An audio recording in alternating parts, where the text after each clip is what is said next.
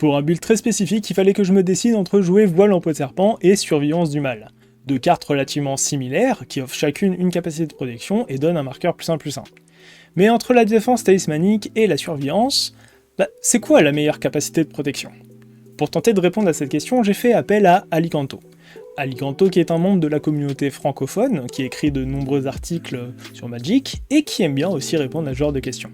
On a donc extrait les 1000 cartes les plus jouées en Commander sur la database de DHREC, et on y a répertorié les removals, qu'on a triés ensuite selon plusieurs critères. Tout d'abord, est-ce qu'ils affectaient de façon ciblée ou plutôt globale, et enfin selon leur mécanique de gestion. Ça peut donc aller de la colère de Dieu jusqu'à un pinger comme Mayen Devil. De cette façon, ça nous permet de savoir quel removal est le plus présent dans le format, et par conséquent, quel est le meilleur sort de protection. Et du coup, je vous propose dès maintenant un top des méthodes de gestion les plus populaires en Commander. Alors attention, j'ai pas parlé de faire un top des meilleures cartes de gestion, mais de faire celui des mécaniques les plus représentées dans le format. On ouvre donc le bal à la 6ème place avec les effets globaux sous forme de -X-X. Cette mécanique appréciée pour passer à travers l'indestructible est présente dans seulement 2% des decks, et se trouve être représentée majoritairement par Toxic Déluge, et loin derrière par Elesh Norn, Massacre au croc-de-boucher et Guivre du massacre. Juste au-dessus en 5ème position, on retrouve les sorts et les effets qui infligent des blessures ciblées, avec un trio de tête constitué de Fissuration, Foudre et Bombardement de Gobelins, mais aussi suivi de 24 autres cartes, dont 7 passent la barre symbolique des 0,10% de représentation. Ensuite, à la 4ème place, nous avons la Destruction Globale, qui dispose ma foi de beaucoup de représentants populaires, les deux premiers étant Damné et Commandement d'Austérité. L'entrée du podium est partagée par 3 catégories au coude à coude. Tout d'abord, les effets de blessure globale, avec comme acteur majeur Acte Blasphématoire, qui porte presque à lui seul l'entièreté de cette méthode de gestion.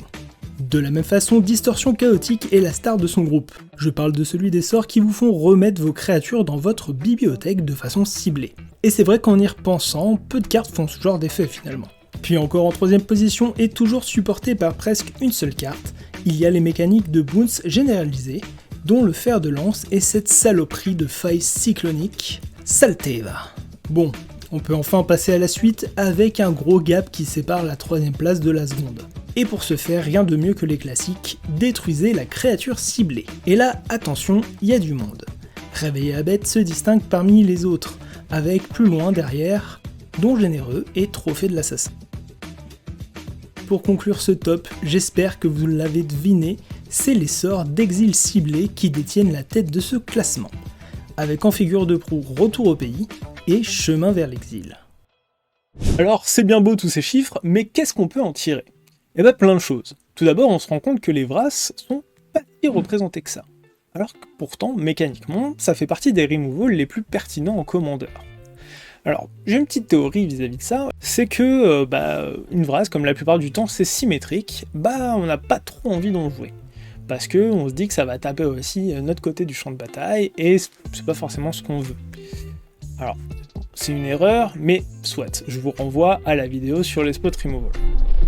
Du coup, si les effets globaux sont moins présents que le reste, on peut dire que les capacités de protection comme la défense talismanique et le blink sont les grands gagnants de cette histoire.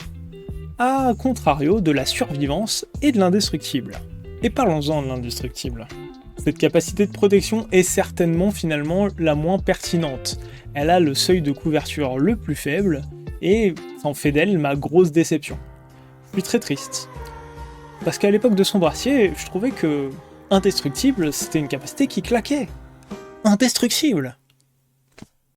Les meilleures capacités de protection se retrouvent être le fait de flicker nos permanents et de les mettre phase out. Bon, il n'y avait pas besoin de faire d'études pour s'en rendre compte, c'était intrinsèque mécaniquement. Néanmoins, on se rend compte que la plupart d'entre eux sont de couleur blanche, et c'est aussi le cas des meilleurs effets globaux. En revanche, je suis déçu, et ma foi aussi pas très étonné du manque de représentation des sorts de sacrifice, qui pourtant passent à travers pas mal de sorts de protection. J'estime, et au même titre que les Vras, qu'elles devraient peut-être être mieux considérées par la communauté. Jusque-là, j'ai un peu passé sous silence le cas des contre-sorts. Au sein de cette étude, on ne les a absolument pas considérés comme des removals potentiels. Néanmoins, pourquoi pas en tant que sort de protection? Eh ben, au même titre que la défense talismanique, ils s'en sortent vachement bien. Je m'explique. L'intérêt principal d'un sort de protection, disons global, type protection de Teferi ou intervention héroïque, c'est que ceux-ci rendent les Vras complètement asymétriques. Ils créent un différentiel de carte advantage qui est énorme. Donc vis-à-vis de ça, un contre, c'est bien, ça va contrer une Vras, ok, mais au final ça va faire que du 1 pour 1. Alors certes, ça va nous épargner la Vras, mais ça va pas faire ce retournement de situation. Par contre, du coup, si les Vras sont peu représentés, le taux d'intérêt des contre-sorts est bien plus élevé en tant que sort de protection. Bref, cette étude elle est pertinente, mais elle reste quand même limitée. Déjà parce qu'elle concerne que les removals interagissant avec des créatures. Je voulais pas mélanger les chiffons et les serviettes, étant donné que certaines capacités de protection ne concernent que des créatures. Ensuite, il faut bien comprendre que ça nous vient d'une database tirée de DHREC. Ça sera pas conforme à votre groupe de jeu. Mais surtout, ça concerne les 1000 cartes les plus jouées sur DHREC. Ce qui veut dire qu'il y a quand même une marge qui est constituée de toutes les cartes jouées à 0,01%. Enfin, rien n'est gravé dans le marbre. Les tendances peuvent évoluer au fur et à mesure que les sorties se font.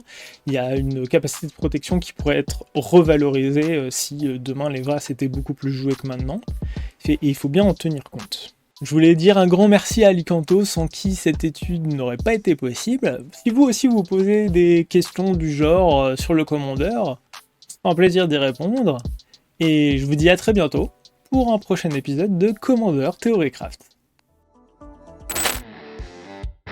Hé, attends, avant de transplaner, tu vas lâcher un petit pouce bleu et mettre un commentaire, s'il te plaît. Puis si t'as kiffé la vidéo, il y a de grandes chances que celle-là elle te plaise aussi. Bon, tu peux y aller. Mais jetez à l'œil, hein.